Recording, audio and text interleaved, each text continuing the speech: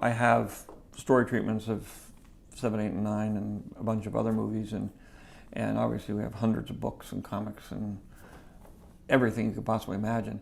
So, you know, I sort of moved that treasure trove of stories and various things to Kathy, and, you know, I have complete confidence that she's going to take them and make great movies.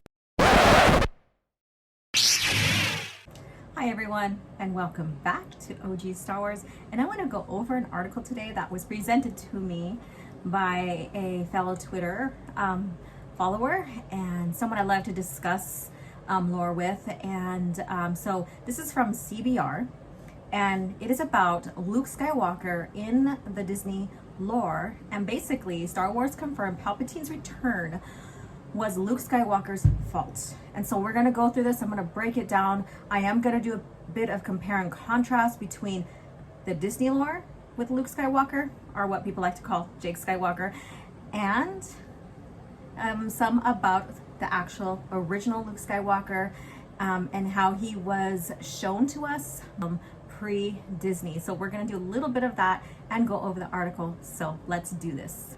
So this article was written by Ronaldo Madadi, and it was published about probably a day ago from when this video was published.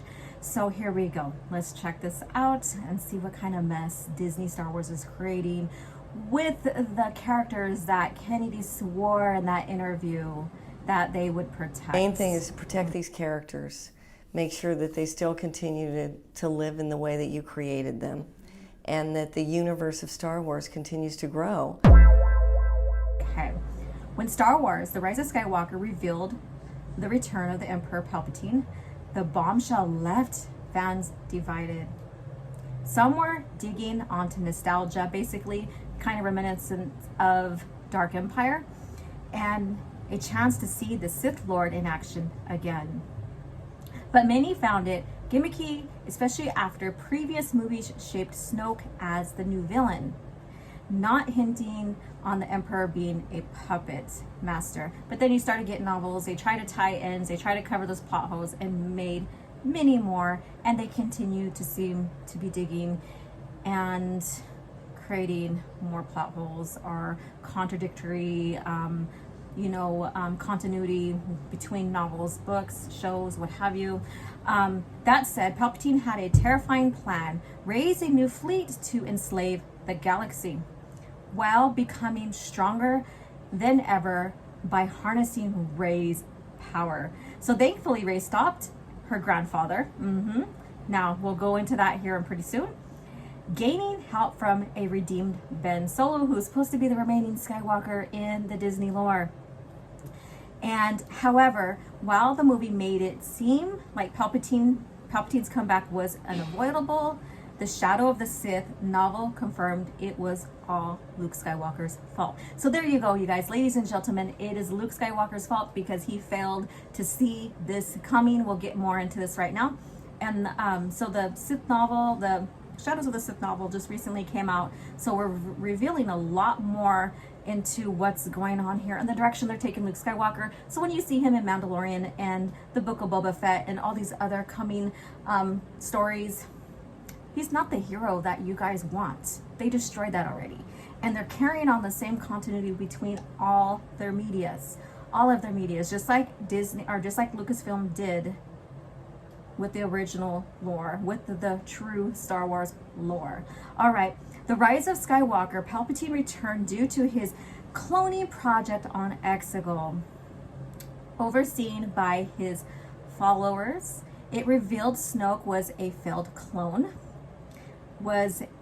as was Dathan, Rey's dad. So I guess that's the clone name of Palpatine, Dathan. The story used elements from Expanded Universe, making Palpatine a somewhat immortal figure no Jedi would even be able to detect. Now, correct me if I'm wrong, but even those Sith that try to gain immortality were still sensed in the Force because of their dark side presence, because the dark side is part of the Force, so is the light side, and so that's sensible, right? Because the Force is life. So we'll go into that later on. Maybe I'll do a larger compare and contrast video. So let's move on. It's why his lab conjured him up after the Republic fell, operating in secrecy while Leia's resistance battled the First Order. So we have like how many years? About 20 something odd years that all of this developed. Luke failed to even stop it. We'll get into it some more.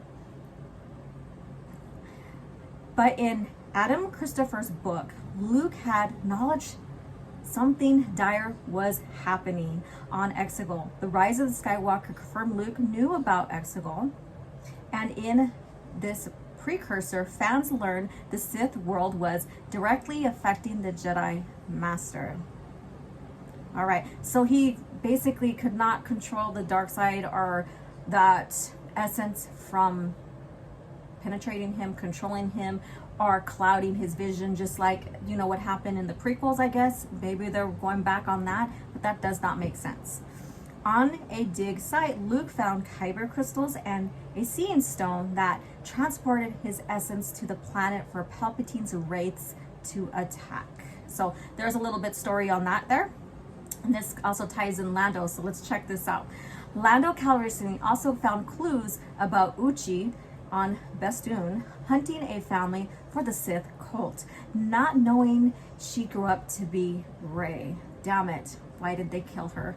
Anyways, that led him to Kamat, a defector from the Acolyte of the Beyond, who tried to restart the Sith. Okay? However, the biggest red flag was the book's villain, a Sith viceroy named Exum Panshard. Okay. He possessed a disciple, Kaiza, and waged war on Luke's crew, making it clear he was trying to use the crystals to get to Exegol to revive the Sith. Luckily, the heroes stopped Panshard, with Luke taking the relic back to his temple for study. But at the point, he should have moved aggressively, letting the New Republic know, and we're going to get into this comparing right now, know what was happening, seeing as they didn't believe him and Lando about Uchi's hunt.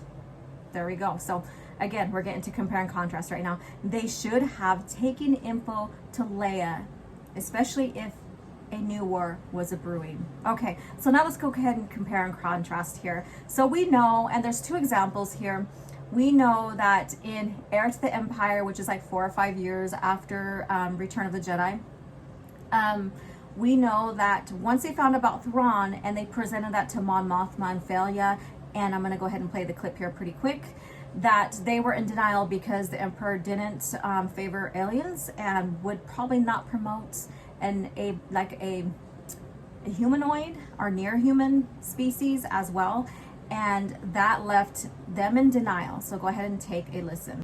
Beside the point, Han demanded. Look, Counselor, if there's a Grand Admiral running around loose... If there is, Mon Mothma interrupted firmly, we'll soon know for certain.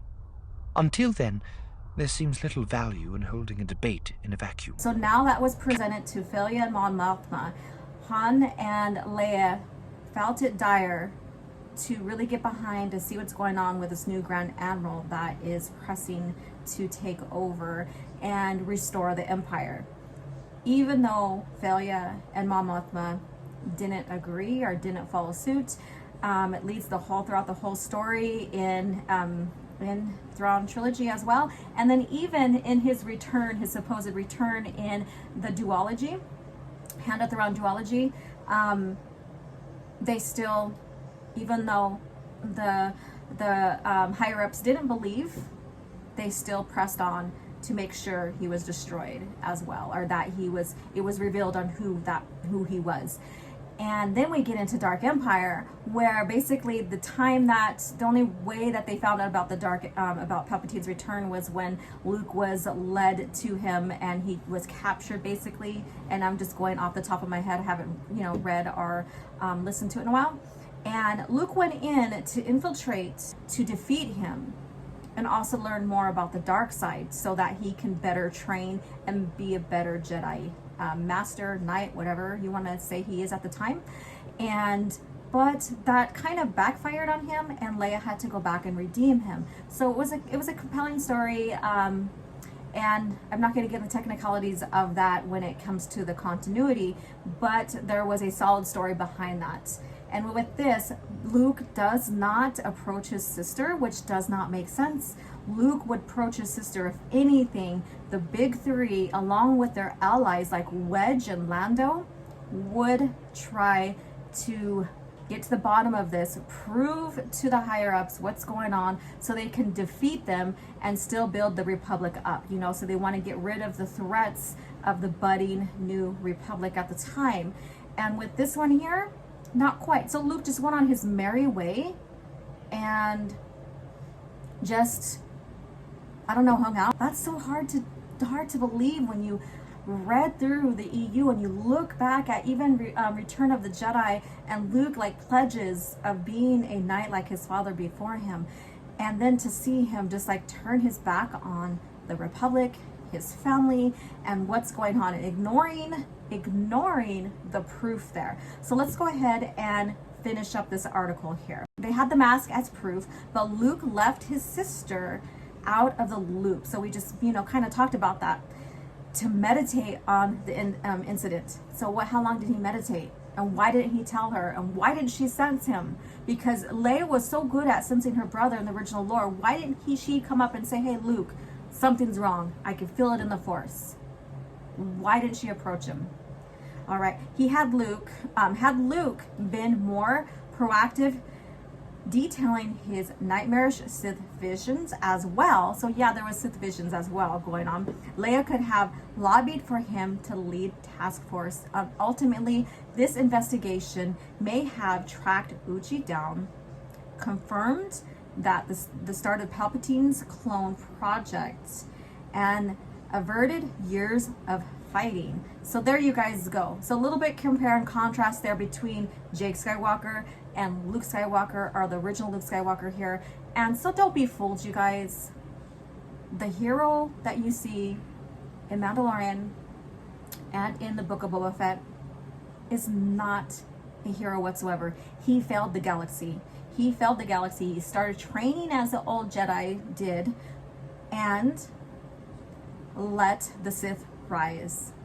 So there you go. That's your Disney Star Wars. So enjoy, and may the Force be with you. If you strip away the myth and look at their deeds, the legacy of the Jedi is failure.